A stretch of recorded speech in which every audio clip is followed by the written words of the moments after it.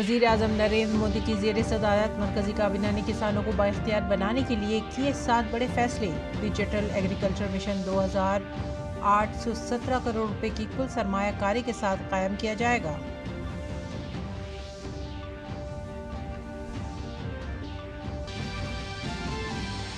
वज़ीर आज़म नरेंद्र मोदी 3 से 5 सितंबर तक ब्रुनाई और सिंगापुर के दौरे के दौरान दो तरफा मीटिंगों में शिरकत करेंगे।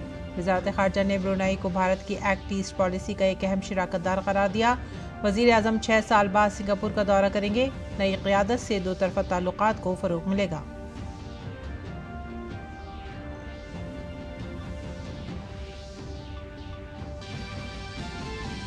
RSS ने कहा, समाज को ज़ात पात के नाम पर तकसीम करना है ख़तरनाक। मामले को सियासी रंग देने पर तशवीश का इजहार किया। केरल के पलक्कड़ में RSS की मीटिंग में बंगाल में पेश आए दर्दनाक वाक़े पर भी तबादला ख्याल किया गया।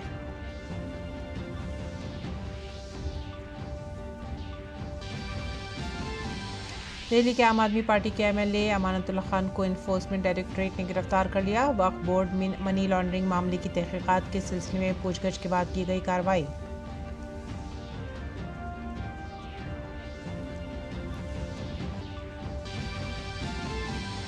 जनूबी रियासतों आंध्र प्रदेश और तेलंगाना में बारिश से शदीद तबाही, निज़ाम ज़िंदगी बुरी तरह से मुतासर। आंध्र प्रदेश में सैलाब से 9 अफराद की मौत। दोनों रियासतों में सैलाब के बाइस कई ट्रेनें की गई मनसूख। गुजरात, महाराष्ट्र, उत्तर प्रदेश और मध्य प्रदेश समेत कई दीगर रियासतों में मूसलाधार बारिश का अलर्ट जारी।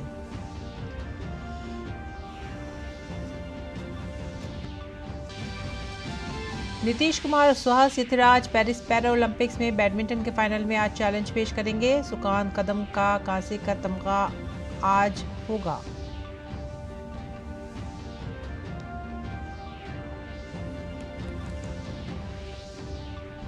आदाब नाजरीन, उर्दू खबरों में आप सभी का खैर मकदम है। नज़र डालते हैं इस वक्त की खास खबरों पर।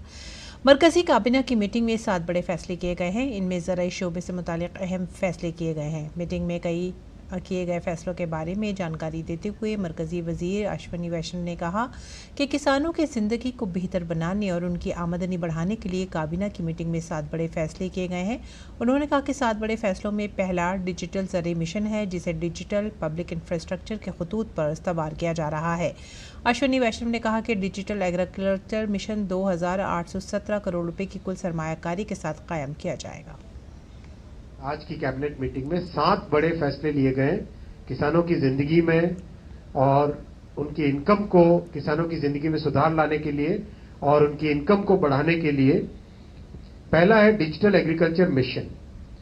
डिजिटल एग्रीकल्चर मिशन बेसिकली जो DPI का स्ट्रक्चर है, डिजिटल पब्लिक इंफ्रास्ट्रक्चर का स्ट्रक्चर है, उसी आधार पे एग्रीकल्चर के लिए इसका डेवलपमेंट किया जा रहा है।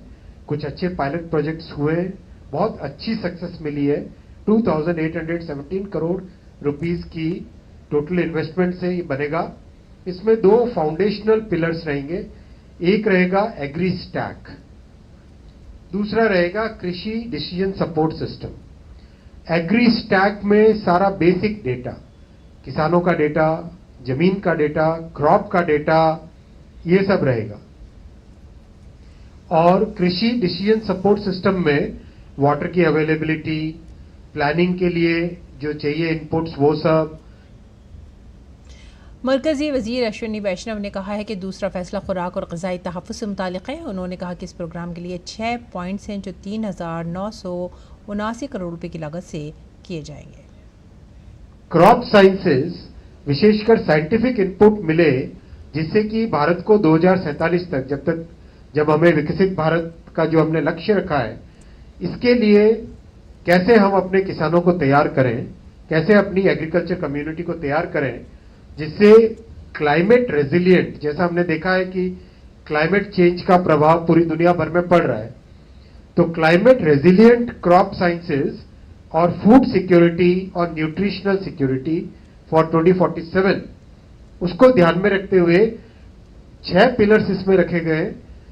इस प्रोग्राम में ये 3979 करोड़ रुपीस का प्रोग्राम है, 3979 करोड़ रुपीस का प्रोग्राम है।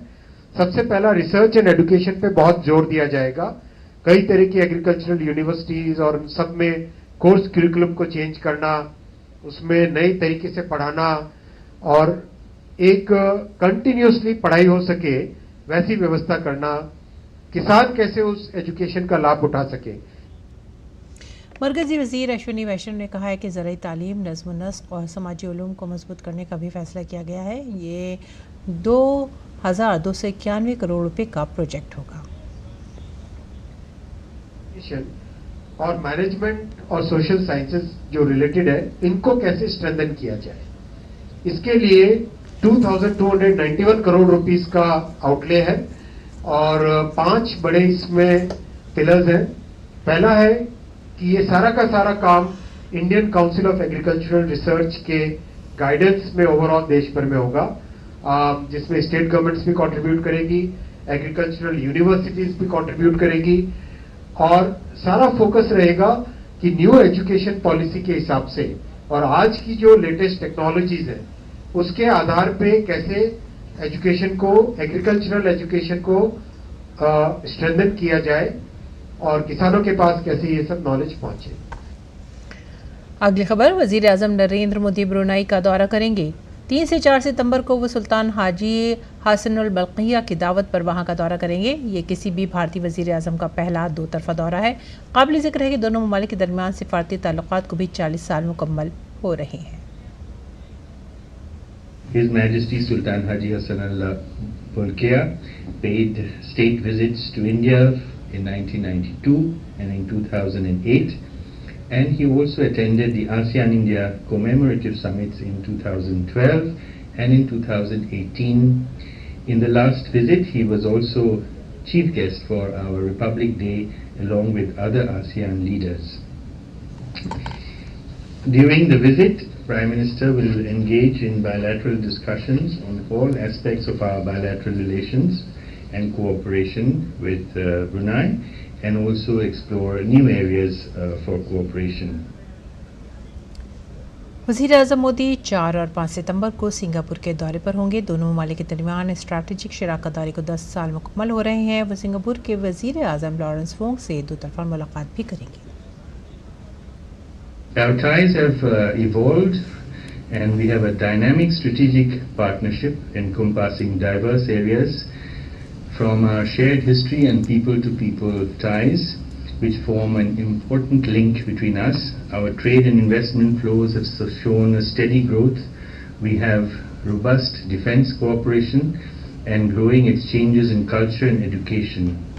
And we have identified new anchors of our partnership under the India-Singapore Ministerial Roundtable Framework. और वज़ीर आज़म नरेंद्र मोदी ब्रुनाई के सुल्तान हाजी हसनुल बल्किया की दावत पर 3 और 4 सितंबर को ब्रुनाई का दौरा करेंगे। वज़ीर आज़म मोदी का ब्रुनाई का ये पहला 2 तरफा दौरा होगा। इस बारे में डीडी न्यूज़ नुमाइंदे मुनमुन भट्टाचार्य ने ब्रुनाई के दारुल हुकूमत दारुल सलाम में भारत के हाई कमिश्नर आलोक डिमरी से खास बातचीत की। प्रधानमंत्री नरेंद्र मोदी ब्रुनेई दारुसलाम 3 और 4 सितंबर को आएंगे, तो ब्रुनेई और भारत अपने द्विपक्षीय संबंधों के सिलसिले में क्या अपेक्षा कर सकता है भारत के प्रधानमंत्री की इस यात्रा से? आइए बात करते हैं एम्बेसडर आलोक डिमरी से। बताइए कि क्या अपेक्षाएं रखें हम द्विपक्षीय अगर संबंधों की बात करें तो। देखिए, ये ब्रुनेई भारत के द्विपक्षीय रिश्तों के लिए बहुत ही ऐतिहासिक ये क्रम है इस समय कि पहली बार भारत के प्रधानमंत्री महोदय की एक द्विपक्षीय रिश्तों की एक वार्ता हो रही है। तो इसमें द्विपक्षीय संबंधों पर कॉम्प्रिहेंसिव विचार विनिमय होगा, डिस्कशन होगा। Prime minister Shri Narendra Modi ji will have an official conversation his majesty के साथ, बायलैटरल टॉक्स होंगी। There is an official luncheon उनके ऑनर में ऑर्गेनाइज किया गया है और इसकी भी संभावना है कि प्रधानमंत्री महोदय भारतीय उच्चायोग के नए भवन का लोकार्पण करेंगे। जो दोनों देशों के जो लोग हैं उनके लिए ये यात्रा प्रधानमंत्री की कितनी महत्वपूर्ण है आपके हिसाब से? जो फॉर्मल ग्रीटिंग यहाँ पर है वो हमारा ट्रेडिशनल नमस्ते ही है।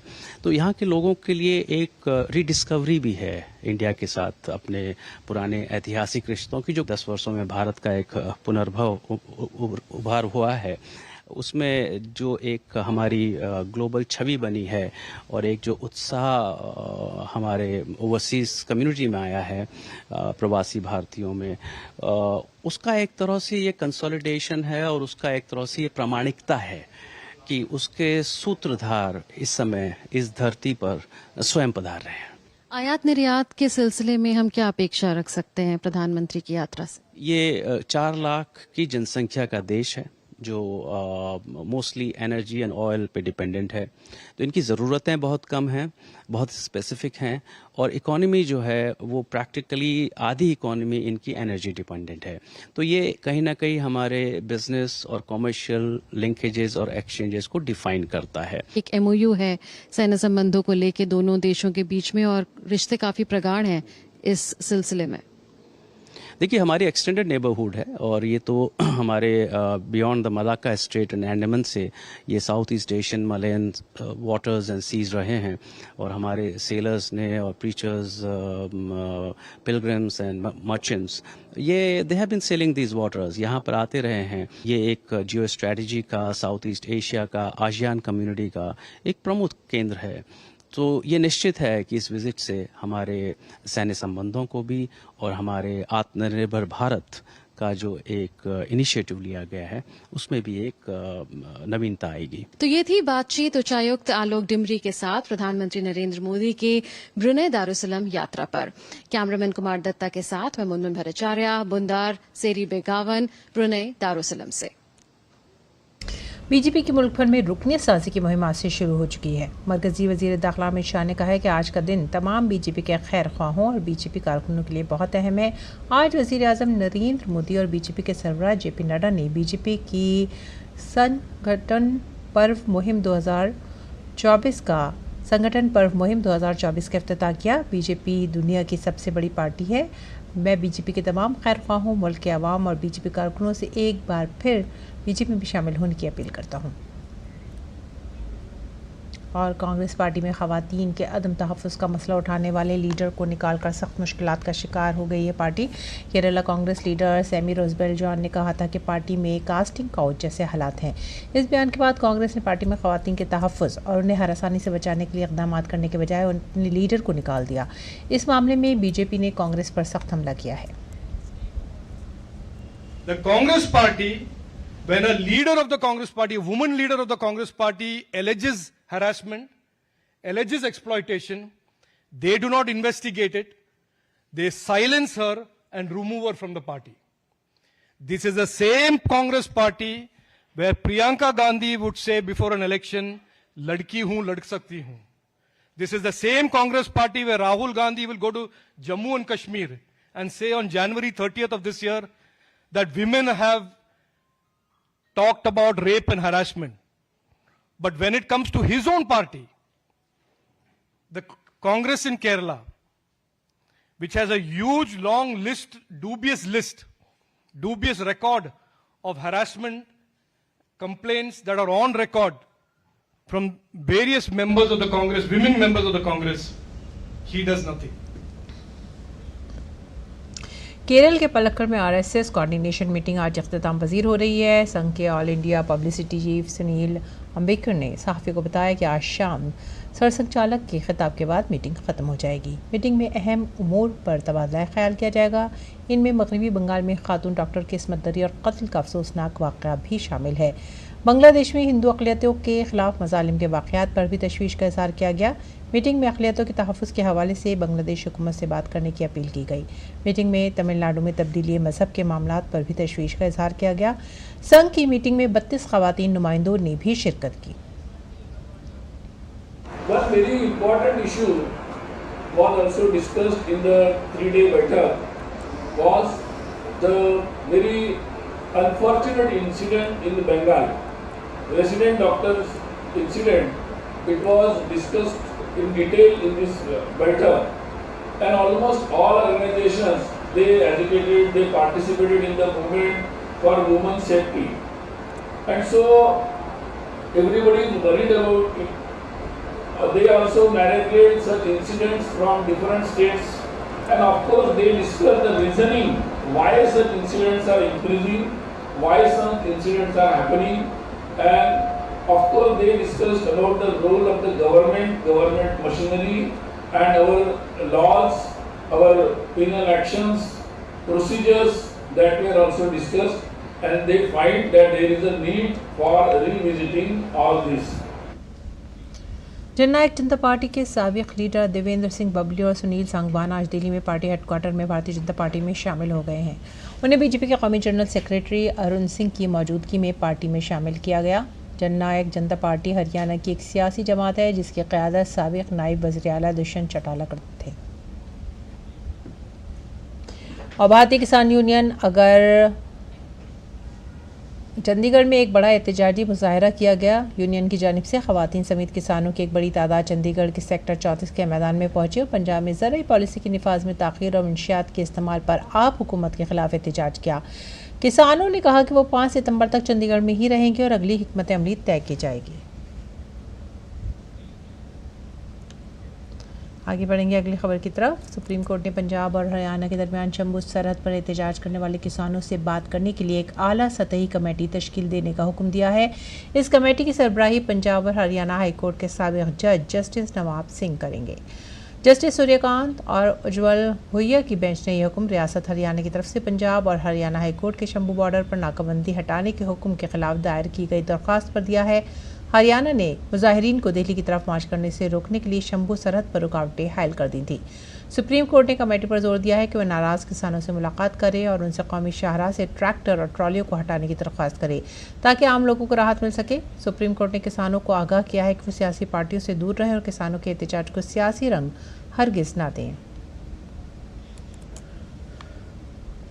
मगरबी बंगाल के डॉक्टर आज कोलकाता पुलिस हेडक्वार्टर तक मार्च करेंगे और कोलकाता इस्मत दरी के कत्ल के मामले पर म्यूनसिपल कमिश्नर वेंत गोयल के इस्तीफे का मुतालबा करेंगे। डॉक्टरों के मुताबिक वो वही शख्स है जिसने खातून डॉक्टर के साथ ज्यादती और कत्ल के शवाहिद मिटाने की मज़मूम साजिश की थी। मगरबी बंगाल में आज असेंबली का खुसूसी इजलास तलब किया गया है। इस 2 रोज़ा इजलास में इस्मत दरी के मुजरिमों को सख्त और जल्द सज़ा देने के लिए एक तरमीम शुदा बिल पेश किया जाएगा। दरअसल कोलकाता के सरकारी आरजी कर अस्पताल में खातून डॉक्टर के साथ बर्बरियत के वाक़े के खिलाफ मुजाहिरों के दरमियान ममता हुकूमत हर तरफ से शदीद दबाव में है। उनके इस्तीफे का मुतालबा किया जा रहा है। कहा जा रहा है कि तरमीम शुदा बिल में ये शर्त होगी कि इस्मत दरी के मुजरिमों को 10 दिन के अंदर सज़ा दी जाए। बीजेपी को इस बिल की मुकम्मल हिमायत हासिल होगी। बिल पेश होने के बाद इसे मंजूरी के लिए राजभवन भेजा जाएगा। खलीज बंगाल में दबाव की वजह से तेलंगाना में मुसलसल बारिश से निज़ाम ज़िंदगी दरहम बरहम है। फिलहाल तेलंगाना के 1/3 हिस्से में बारिश के लिए रेड अलर्ट जारी कर दिया गया है। सैलाब मुतासिरा इलाकों में स्कूल और कॉलेज बंद हैं। तेलंगाना के महमूदाबाद में कल मूसलाधार बारिश की वजह से एंटिकन्ने रेलवे स्टेशन के करीब केस मुदरम और एंटिकन्ने को जोड़ने वाले रेलवे ट्रैक बह गया है। इस जगह मरम्मत का काम जारी है। इस मूसलाधार बारिश की वजह से 21 ट्रेनों को भी मनसूख करना पड़ा है। कामारेड्डी, निज़ामाबाद, सिद्दीपेट और मेदक अजला के कई इलाके पानी में डूब गए हैं। मूसलाधार बारिश से तकरीबन 110 गांव मुतासिर हुए हैं। सैलाब के पानी में घर भी डूब जाने के बाद सैकड़ों लोग छतों पर रहने पर मजबूर हैं। तेलंगाना सरकार ने ज़िला इंतज़ामिया को हिफाजती और इमदादी कार्रवाइयों के लिए जंगी पैमाने पर इक़दाम करने की हिदायत दी है। एनडीआरएफ की 26 टीमें तेलंगाना और आंध्र प्रदेश में सैलाब राहत और बचाव कामों के लिए तैनात कर दी गई हैं। अफसरान के मुताबिक दोनों रियासतों में 12 टीमें पहले ही तैनात हैं जबकि 14 मजीद टीमें भेजी जा रही हैं। और तेलंगाना के वज़ीर आला रेवंत रेड्डी ने बारिश की वजह से हलाक होने वालों के लिए फी कस 5 लाख रुपए की माली इमदाद का ऐलान किया है। वज़ीर आला ने आज सुबह रियासत में जारी बारिश का आला सतही जायज़ा लिया। वज़ीर आला ने खलीज बंगाल में दबाव के असर से रियासत में गुज़िश्ता 3 दिन से बारिश से पैदा होने वाली सूरत हाल का जायज़ा लिया। चीफ मिनिस्टर ने ओहदेदारों से कहा कि वो बारिश से बुरी तरह मुतासिर अजला में किसी भी सूरत हाल से निपटने के लिए पूरी तरह से तैयार रहें। मीटिंग में वज़रा, चीफ सेक्रेटरी शांति कुमार और मुख्तलिफ महकमों के सीनियर अफसरान ने शिरकत की। इस मौके पर वज़ीर आला ने आला ओहदेदारों को हिदायत दी कि वो मरकज़ को ख़त लिख कर सैलाब से होने वाले नुकसान को कौमी आफत समझ कर माली इमदाद फराहम करने की दरख्वास्त करें।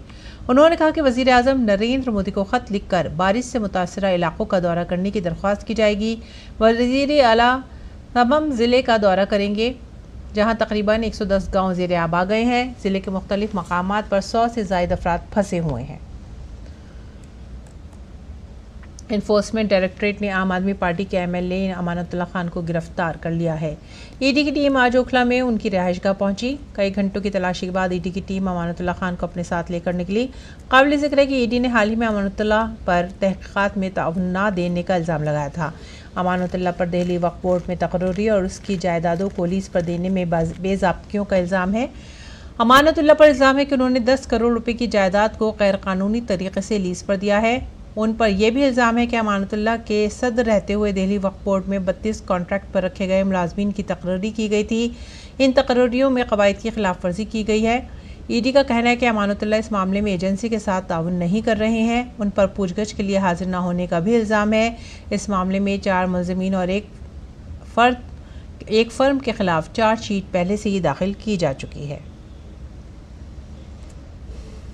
और ईडी ने आज सुबह आम आदमी पार्टी के एमएलए अमानतुल्लाह खान के घर पर छापा भी मारा। बीजेपी रुकन पार्लियामेंट बांसुरी स्वराज ने इस छापे पर अपना रद्दमल जाहिर किया है। बांसुरी स्वराज ने कहा है कि ईडी का यह छापा बिल्कुल जायज़ है। अमानतुल्लाह खान जी के खिलाफ बहुत ही संगीन आरोप हैं। जब वो वक्फ बोर्ड के अध्यक्ष थे तो उन्होंने अवैध तरीके से लोगों को नौकरियों में भर्ती किया। उन्होंने वो पैसा जो वक्फ बोर्ड के लिए, जो समाज के जन कल्याण के लिए लगना था, उस पैसे का गमन करा, उस पैसे का मिसयूज करा। सीबीआई उनके खिलाफ जांच कर रही थी। ईडी ने जो आज उनके यहां पर रेड करी है वो एक जायज लीगल स्टेप है। आम आदमी पार्टी की पुरानी आदत है कि वो प्रचार प्रसार और भ्रष्टाचार में लिप्त हैं, लोगों के लिए कोई काम नहीं कर रहे, अपनी जेबें भरने पे ध्यान जरूर दे रहे हैं और त्राहिमाम कर कर लोगों को भ्रमित कर रहे हैं। मैं ये जरूर कहना चाहूंगी, कोई भी व्यक्ति, वो कितना ही शक्तिशाली क्यों ना हो, वो कानून के दायरे के बाहर नहीं है और इसीलिए अमानतुल्लाह खान जी की जवाबदेही बनती है। ये रेड आज जो उनके घर पर हुई है, उनके प्रेमिसेस में हुई है, ये सिर्फ एक जायज लीगल स्टेप है। कांग्रेस की लीडर सेमी रोजबेल जॉन को निकाले जाने पर कांग्रेस को निशाना बनाया है। उन्होंने केरला कांग्रेस पार्टी में जात पात का इल्ज़ाम लगाया। प्रियंका गांधी के बयान "अगर मैं लड़की हूं तो मैं लड़ सकती हूं" का हवाला देते हुए उन्होंने सवाल पूछा कि सेमी रोजबेल का साथ देने वाला कौन है। रोजबेल जॉन ने केवल इतना कह दिया कि केरला कांग्रेस में भी कास्टिंग काउच जैसा चलता है जहां पर महिलाओं का शोषण होता है, तो तुरंत उसको निकाल दिया। मतलब कि जांच कराकर कि महिलाओं का शोषण कैसे होता है वो नहीं पता किया। ये है लड़की हूं लड़ सकती हूँ इनका। और ये पहली बार नहीं है। प्रियंका वाड्रा की पार्टी में, मतलब कांग्रेस पार्टी में अंकिता दत्ता हो जिन्होंने आरोप लगाए श्रीनिवासन पर, तो उनको निकाल दिया। कई ऐसी महिला नेता हैं जिनको निकाल दिया गया। आज सवाल ये बनता है कि क्या प्रियंका वाड्रा सिमी रोजबेल जॉन के लिए खड़ी रहेंगी? क्या उनके लिए वो आवाज उठाएंगी या चुप हो जाएंगी? और उत्तर प्रदेश के जौनपुर में कांग्रेस लीडर साबिक सिटी नायब सदर मुफ्ती मेहंदी को अपने घर में काम करने वाली नौकरानी के साथ जिनसी ज्यादती के इल्ज़ाम में गिरफ्तार कर लिया गया है। मामला नगर कोतवाली इलाके के थाना इलाके का है कि जयाना इलाके का है। मुतासर ने पुलिस स्टेशन में शिकायत दर्ज करते हुए इल्ज़ाम लगाया कि वो 10 साल से मुफ्ती मेहंदी के घर में काम करती थी। मुफ्ती ने शादी के बहाने जिस्मानी ताल्लुकात बनाए। यही नहीं, मुतासर ने उस पर जिस्म फरोशी का इल्ज़ाम भी लगाया। शादी के लिए बार बार कोशिश की गई। जब ज़िद पर आ गई तो मुफ्ती मेहंदी ने उसे और उसके घर वालों को जान से मारने की धमकियां देना शुरू कर दी। मुतासरा के मुताबिक फोहश तस्वीर वायरल करने की धमकी देकर उसके साथ जिनसी ताल्लुकात कायम करते रहे। उन्होंने दूसरे लोगों को भी इसके साथ जिनसी ताल्लुक कायम करने के लिए कहा और इनकार करने पर उसे मारा पीटा। 27 अगस्त 2024 को शाम 7 बजे मुफ्ती मेहंदी ने ज़बरदस्ती जिनसी ताल्लुकात बनाए और मामला किसी को बताने पर जान से मारने की धमकी भी दी। और उत्तर प्रदेश के कन्नौज के साबिक ब्लॉक चीफ और समाजवादी पार्टी के लीडर नवाब सिंह यादव का डीएनए सैंपल नाबालिग इस्मत दरी का शिकार लड़की से मिल गया है। इस रिपोर्ट के बाद मुतासरा के साथ ज्यादती की इस्मत दरी तस्दीक हो चुकी है। नवाब सिंह यादव ने अपने कॉलेज के अहाते में एक नाबालिग की इस्मत दरी की थी। नवाब सिंह यादव को गिरफ्तार कर लिया गया था। मुतासरा की खाला भी इस मामले में मुलजिम है। पुलिस सुपरिटेंडेंट अमित कुमार आनंद ने डीएनए सैंपल मैच के बारे में जानकारी दी। उक्त प्रकरण में घटनास्थल से फॉरेंसिक एविडेंसेस कलेक्ट किए गए थे, जिसे एफएसएल भेजा गया था। एफएसएल से रिपोर्ट प्राप्त हो गई है जिसमें दुष्कर्म किए जाने की बात की पुष्टि हुई है। इसमें कन्नौज पुलिस द्वारा अग्रिम विधिक कार्रवाई की जा रही है।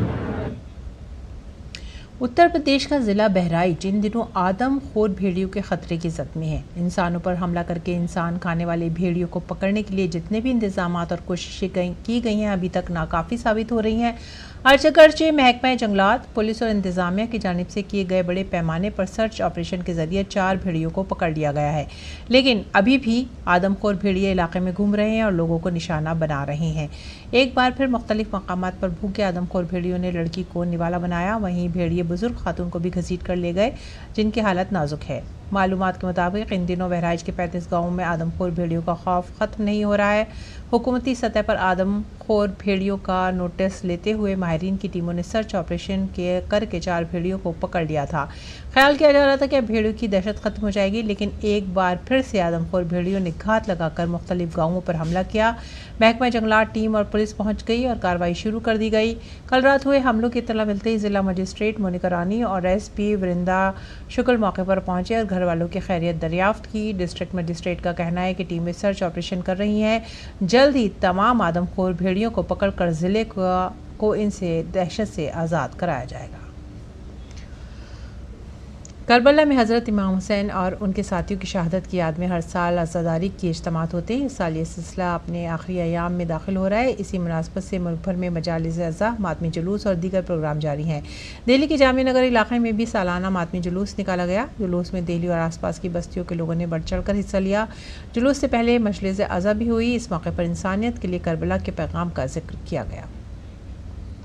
और आलमी खबरों में गज़ा में 6 यकमाली की हलाकत के बाद इसराइल में गम गुस्सा फूट पड़ा है। इतवार को हज़ारों अफराद सड़क पर निकल आए और हुकूमत के खिलाफ मुजाहरे किए। इसराइल की ट्रेड यूनियन फेडरेशन ने आज इसराइल में बड़े पैमाने पर आम हड़ताल की कॉल दी है। मुजाहिरीन का कहना है कि हुकूमत मुग़व्वियों की बाहिफाज़त रिहाई में नाकाम रही है। इसराइली मीडिया के मुताबिक यरूशलेम, तल अवीव और दीगर शहरों में तकरीबन निसफ मिलियन अफराद के हजूम ने मुजाहरे किए और वज़ीर आज़म बेंजामिन नेतन्याहू से मुतालबा किया कि वह बक़िया 101 मुग़व्वियों को वापस लाने के लिए मज़ीद इक़दाम करें। पुलिस ने कहा है कि मुल्क भर में मुतादिद मुजाहिरीन को गिरफ्तार कर लिया गया है।